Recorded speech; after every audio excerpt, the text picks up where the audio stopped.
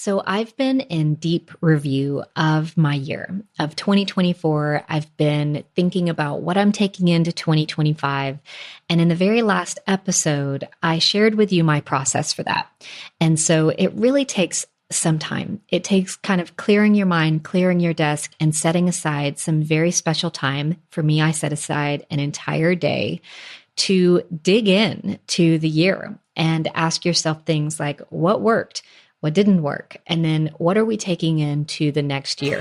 And so in this episode, I'm going to share all of those answers with you. I'm Bonnie Christine, and this is where all things creativity, design, business, and marketing unite.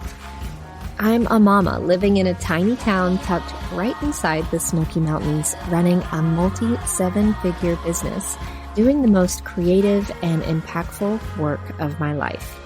But when I first set out to become an entrepreneur, I was struggling to make ends meet and wrestling with how to accomplish my biggest dream of becoming a fabric designer. Fast forward to today, I'm not only licensing my artwork all over the world, but also teaching others how to design their creative life and experience the same success. I'm here to help you spend your life doing something that lights you up. I'll help you build a creative business that also creates an impact, changes people's lives, gives you all of the freedom you want, and is wildly profitable. Welcome to the Professional Creative Podcast. I want to first talk about why I do this, other than the fact that it is an essential and super valuable thing to do at this time of year. But the other reason is that I am just walking away from an incredible event called Ideas for 2025. So this event is put on by Stu McLaren. This is the third year that I've had the honor of participating, and he brings together just an incredible group of entrepreneurs. Russell Brunson, Jeff Walker, Amy Porterfield, Michael Hyatt, Jenna Kutcher, Megan Hyatt Miller, Nathan Barry, Ryan Levesque. I mean, just some incredible people. And we all come together in person. We were in Charleston, South Carolina this year. And we do a closed room 2-day mastermind where we are learning from each other. And then we go live on the night of the second day and broadcast for free the answer to the questions that I'm going to share with you today. What worked in 2024? What am I taking into 2025? And so it's an incredibly valuable session. It's also a ton of fun because the whole point is to raise money for Stu's charity called Village Impact. And so while tickets are free, we are raising money. My panel basically bid off a hot seat, like a 2-hour hot seat with someone.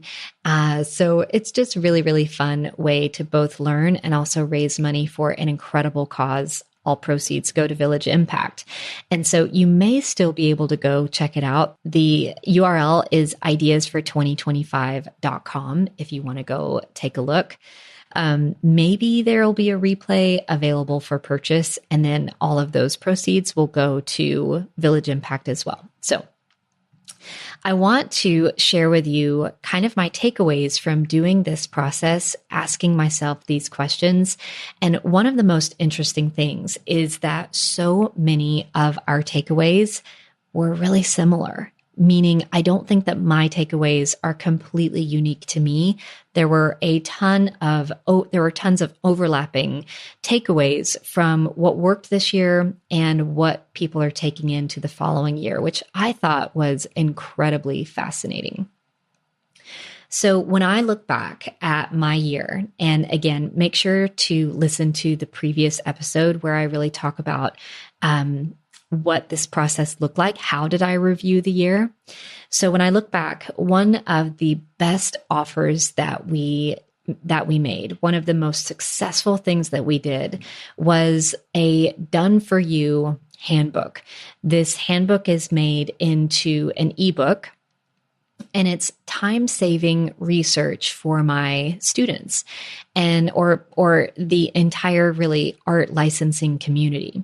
And so what it is this tremendously robust handbook where I had a team of 6 people work on this handbook for over a year, researched the industries and the companies within each industry that are licensing artwork from artists. So there are over 400 companies that are completely vetted, listed in the handbook. Now, we estimate that this handbook is going to save someone over 600 hours of work if they were to go in to research it all themselves.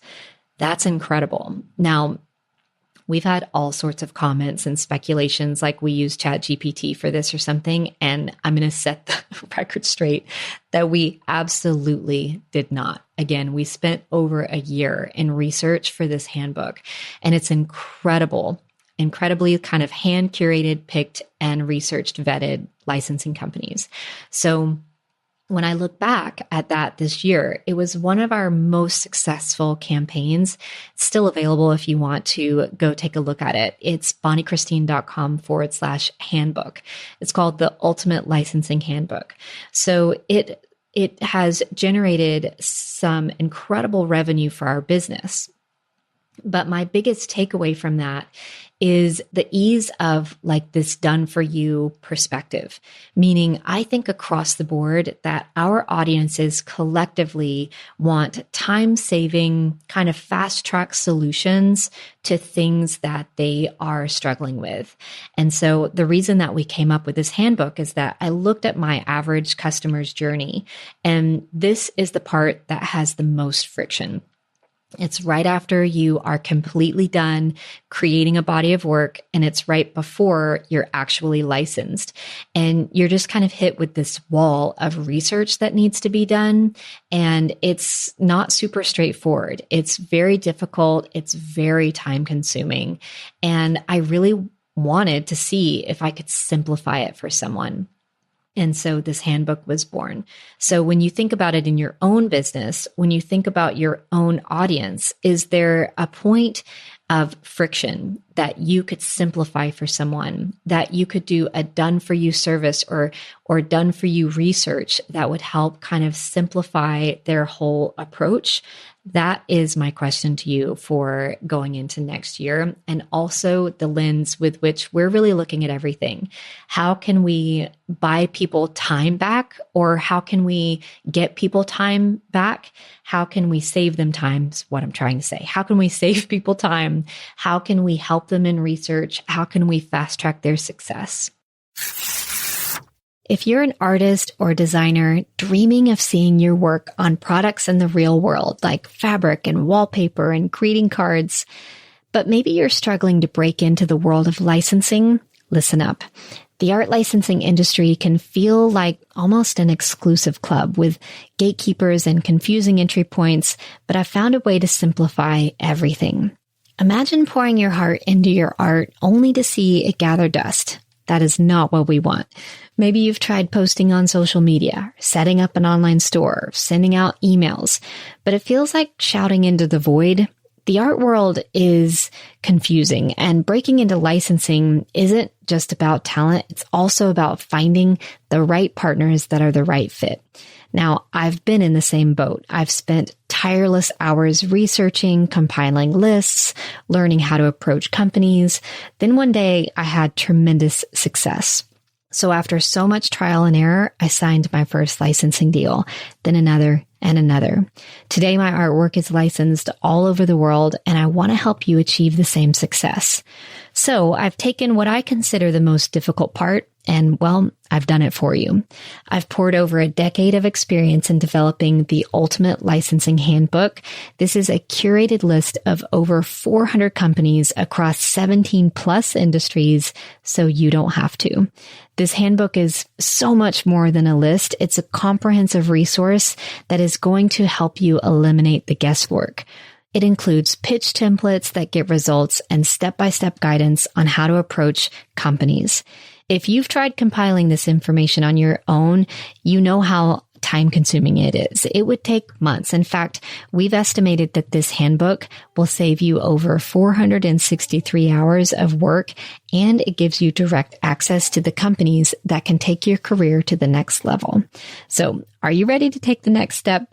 Visit bonniechristine.com/handbook to get your copy of the Ultimate Licensing Handbook and get instant access to all of these resources that we've poured so much into so that you don't have to. Remember, there's room for you, and I'd love to help you get started. The next one, what will I carry into 2025, is this really pull, in my opinion, to move to the more analog kind of tactile portions of my business. I think that as AI and technology rise, we're rising with it. We love the new technology. We're using it in different ways all the time. And also we want to match that rise just as equally with more human-first experiences. So more personalization, more tactile experiences, more transparency, more human connection, more community experiences, and more leaning into the analog side of our business. And so I think that as AI and technology increase, there's this across the board yearning to get back to the doing. One of my biggest takeaways from this week was learning that audio, like podcasts and audiobooks, are way on the rise, whereas things like Kindle books or things online are kind of going down. Audio is going up. And the takeaway from that is because people can listen to audio and still be in their tactile world. So like, think about what you're doing right now. Maybe you're making biscuits or painting or working in the garden, right? You can listen and learn while you're also experiencing your tactile environment, which is why audio is on the rise. I think that's super interesting. And so when we think about how we're going to do this, right, we've got several things planned for our membership, our course, our communities. We also are really leaning into our immersion box experience. So everyone who enrolls in the Surface Design Immersion course gets this incredible box delivered to their door with a handheld, tangible 400 plus page workbook that goes with the course. And then all these other little pieces that you need in order to make this course a full experience. You get a sketchbook and just beautiful things that bring it to tangible life. The next one is our shop. So Shop Flowery is my new product shop, and we're really going all in on this product shop. I have never been more all in on anything. It is so fun to bring things to tangible life, to experience the tactile version of some of the things that we're trying to accomplish. And so we're leaning into the shop even more in 2025 as a way to really give people a part of the business that they can touch and hold and have and use. The next one I can't share too much about, but we're dipping our toes potentially into some publishing. And again, the whole concept is that we want you to have something that you can hold in your hands, snuggle up with, and have a moment with, have a human moment with, interact with, touch and feel. And so that's kind of all I can share right now, but I'll be sure to keep you posted as we go. Now, the other kind of thing that worked really, really well for us that I think is worth mentioning, this is one of the things that I talked about on the live stream, is something that we do that I think sets us up for success that's a bit different than what other people do. When I think about a launch, a big release of either a product or a course or an offer, we always think about the pre-launch runway.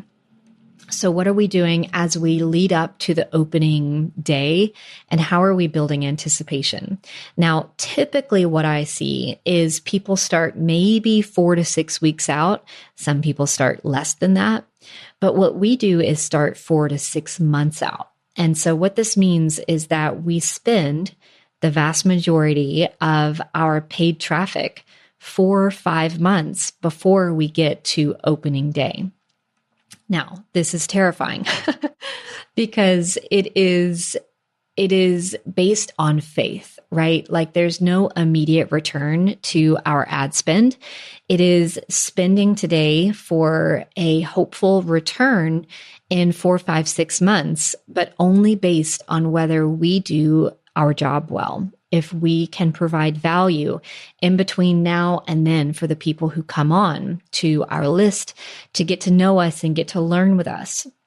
And this, hands down, I think is one of the reasons why we're seeing so much success in our business, because we fully lean into the time that it takes to build relationships with people who come into our community. We don't want to get you in just to sell to you. We want to invite you to come join our email list and come join our different free programs like our free mini class, our pattern week that's coming up. You'll hear more about that soon, our free workshop, as a way to really serve you, as a way to really get to know you, as a way to genuinely connect with you, build a relationship with you, have community with you. And then potentially you'll want to go deeper with us, right? But that all takes time. I think about how long it takes to just build a friendship, right? And it takes time. You don't ask someone to marry you right when you meet them, right? It takes time to build this relationship. And so the longer the runway, the better. We love to surprise and delight our members, our community, our email subscribers. They are VIP. They're so incredibly important to us. And so when you think about your own business, can you take what you consider to be your runway and double it or triple it and focus on the connection building in between? I'd love to hear. Okay, my friends. So those were my takeaways and what I'm really thinking on, what I'm really betting on for the upcoming year, what we are going to be using as a filter in our own business. And if you do this process, I think you'll get so much clarity as well around what worked for you, what didn't work for you, and what you'll be doing moving forward. My friends, create the beauty that you want to see come alive in the world. And remember, there's room for you. Bye for now.